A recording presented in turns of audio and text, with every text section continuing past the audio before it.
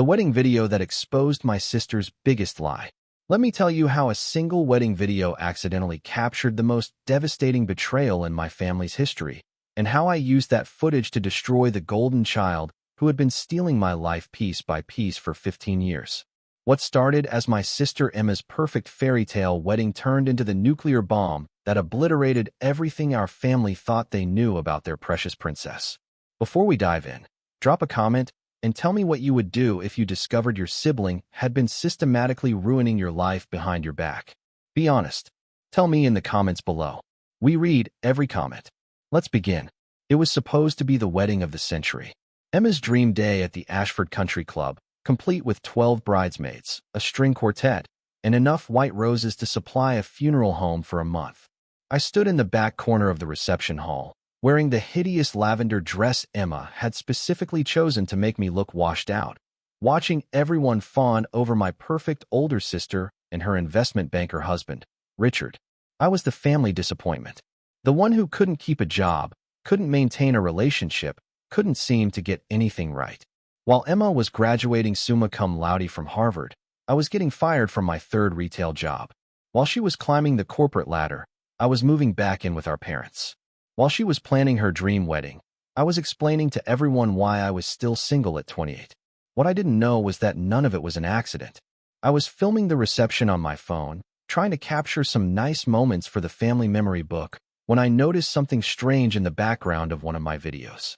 Emma was talking to someone by the bar, and even though the audio was muffled, something about her body language seemed off. Secretive. Urgent. I zoomed in on the footage later that night. The man she was talking to looked familiar, but I couldn't place him. Dark hair, expensive suit, the kind of confident posture that screamed money and power. Emma kept glancing around like she was making sure no one was watching, and then she handed him something. An envelope. At her own wedding reception. I spent the next week obsessing over that video clip. I enhanced the audio, tried to read their lips, analyzed every frame. The man's face was partially obscured, but there was something about him that nagged at me. I'd seen him before, but where? Then it hit me. 3 years ago, when I'd been interviewing for my dream job at Morrison & Associates marketing firm. He'd been sitting in the waiting room when I left my interview. The one I thought had gone perfectly until they called to tell me they'd decided to go with someone else. I started digging. His name was Marcus Webb, and he was a private investigator. The kind who specialized in background checks, corporate espionage, and what his website delicately called personal intelligence gathering. The kind of man you hire when you want to destroy someone quietly, professionally, and without getting your own hands dirty. The pieces started falling into place like dominoes in my mind. Every job I'd lost had been preceded by mysterious complaints about my work ethic. Every relationship that had ended had involved my boyfriend suddenly receiving anonymous information about my supposed infidelities. Every opportunity that had slipped through my fingers had been accompanied by some last-minute revelation that painted me in the worst possible light. Emma hadn't just been living her perfect life. She'd been actively sabotaging mine. I needed proof. Real proof, not just a grainy wedding video and a growing suspicion. So I did something I'd never done before in my life. I fought back. I hired my own private investigator. A woman named Carmen Rodriguez who specialized in digital forensics and had a reputation for uncovering the truth no matter how deep it was buried. She was expensive, but I emptied my savings account without hesitation. This was war. Carmen found everything. Bank records showing regular payments from Emma to Marcus Webb dating back 15 years. Email chains discussing target elimination strategies. Detailed reports on every aspect of my personal and professional life, complete with recommendations for maximum damage. Phone recordings of Emma providing Webb with inside information about my job interviews, my relationships, even my therapy sessions. She'd been destroying me systematically, methodically, for over a decade, and she'd been enjoying every minute of it. The worst part wasn't the sabotage itself. It was reading Emma's own words in those emails, the casual cruelty with which she discussed ruining my life. Make sure the Morrison thing falls through, she'd written. Sarah's getting too confident lately. In another, the boyfriend is becoming a problem. He actually seems to care about her. Use the Vegas photos. Photos that had been doctored. A Vegas trip that had been twisted into something it wasn't. A sister who had smiled to my face while stabbing me in the back for 15 years. But Emma had made one crucial mistake. She'd gotten sloppy after her wedding, drunk on her own success and the knowledge that she'd officially won our unspoken competition. She'd sent Webb a bonus payment with a memo that read, "Wedding cleanup successful. Thanks for keeping the family embarrassment under control." The family embarrassment. That's how she saw me. That's how she'd always seen me. I sat in my apartment for 3 days, staring at the evidence Carmen had compiled. Hundreds of pages of documents, photos, recordings, bank statements. A 15-year campaign of systematic destruction, all orchestrated by the sister everyone thought was perfect. The sister everyone loved more than me. I could have confronted her privately, could have demanded an explanation, maybe even given her a chance to apologize. But Emma had never given me that courtesy. She destroyed my life in public, piece by piece, humiliation by humiliation. It was only fair that her downfall should be equally public. I started with social media. I created a simple post on Facebook, Instagram, and Twitter. Sometimes the people closest to you are the ones who hurt you the most. I've recently discovered some disturbing information about my family that I think everyone should know. More details coming soon. Within an hour, I had dozens of comments asking what was going on. Emma called me 6 times. My mother sent 3 frantic text messages. Richard, Emma's new husband, messaged me asking if everything was okay. I let them stew for 24 hours. Then I posted the wedding video. Not the whole thing, just the 30-second clip of Emma handing Marcus Webb that envelope, enhanced and slowed down so everyone could see exactly what was happening. The caption read, "My sister Emma passing payment to the private investigator she's been using to sabotage my life for the past 15 years. This was taken at her wedding reception, while she was celebrating her perfect life built on the ruins of mine." The post went viral within hours.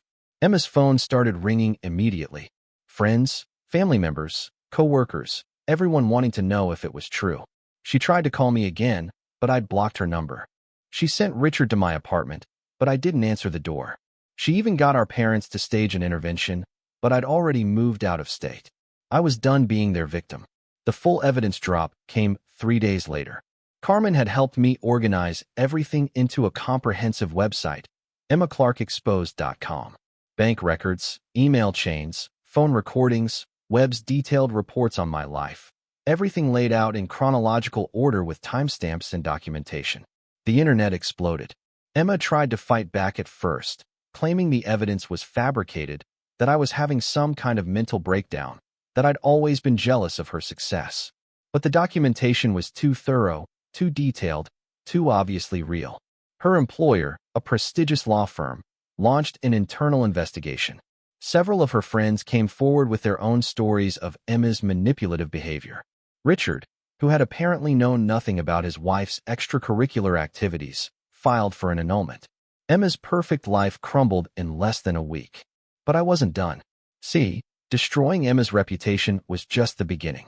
The real revenge was showing everyone who had dismissed me, who had believed her lies, who had treated me like the family failure, exactly what she'd cost me over the years. I hired a forensic accountant to calculate the financial damage Emma's sabotage had caused. Lost wages from jobs I'd been fired from or didn't get. Therapy costs from the depression and anxiety her campaigns had caused. Moving expenses from having to relocate after particularly brutal character assassinations. The total came to just over $340,000. I sued her for it. All of it. Emma's lawyer tried to argue that I couldn't prove direct causation, that I was responsible for my own failures. But Carmen had done her job too well. We had recordings of Emma coordinating with Webb to ensure I lost specific jobs. We had documentation of her providing false information to my employers. We had evidence of her orchestrating the breakup of every serious relationship I'd had. The case never went to trial. Emma's legal team advised her to settle.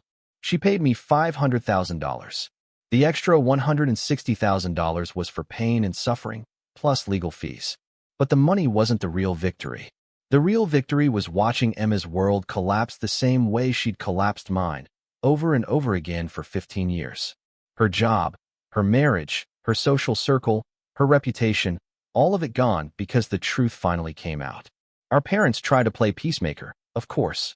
They wanted me to forgive and forget, to remember that family was family, to think about poor Emma who was clearly struggling with some serious issues.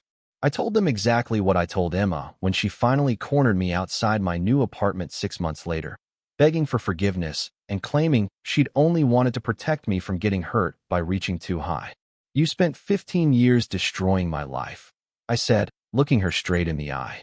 "You stole my jobs, my relationships, my confidence, my dreams. You made me believe I was a failure when the only thing I was failing at was being related to you. So no, Emma, I'm not forgiving you. I'm not forgetting. And I'm definitely not protecting you now that everyone knows exactly who you really are." She tried to hug me, tears streaming down her face, but I stepped back. "You wanted me to disappear," I continued. "Well, congratulations. The old Sarah, the one who believed she wasn't good enough, the one who let you and everyone else treat her like garbage, she's gone. What you've got now is someone who knows exactly what she's worth, and it's a hell of a lot more than a sister who would spend 15 years destroying her life out of pure spite." Emma moved across the country 2 months later.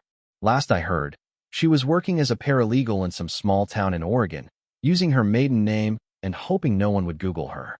Me? I used the settlement money to start my own marketing consultancy. Turns out, when you're not being systematically sabotaged by your own family, you're actually pretty good at your job. I've got 6 employees now, a growing client list, and a reputation for helping small businesses tell their stories authentically. I also met someone. David's a freelance photographer who was hired to document one of my client events. When I told him about Emma and what she'd done, he said something that stuck with me. "The best revenge isn't destroying the person who hurt you. It's becoming so successful that their opinion stops mattering." He was right, but I have to admit, watching Emma's perfect life crumble in real time was pretty satisfying too. The wedding video is still online. It's been viewed over 2 million times, and Emma's name is permanently linked to one of the most brutal family betrayal stories the internet has ever seen. She tried to get it taken down, but the footage is real, the story is true, and the evidence speaks for itself. Sometimes people ask me if I regret exposing Emma so publicly, if I wish I'd handled it differently. The answer is no. She spent 15 years humiliating me in private, making sure my failures were as visible as possible while hiding her own role in creating them. She deserved to have her cruelty exposed just as thoroughly as she'd exposed my supposed inadequacies. The difference is that my inadequacies were manufactured. Her cruelty was real. I kept one thing from the evidence Carmen uncovered: a recording of Emma talking to Webb about me from just after her engagement, when she was planning her perfect wedding and wanted to make sure I wouldn't somehow steal her thunder. "Sarah thinks she's finally figuring things out," Emma's voice says through the phone. "She's been more confident lately, talking about maybe starting her own business. We need to nip that in the bud before she actually starts believing in herself." I listen to that recording sometimes when I'm working late in my office, surrounded by the success I built after Emma could no longer tear it down. It reminds me of why I fought back, why I refused to let her bury me one more time. It reminds me that sometimes the people who smile at you the brightest are the ones working the hardest to dim your light. But here's the thing about light. When you finally stop letting other people control the switch, it's amazing how bright you can actually shine.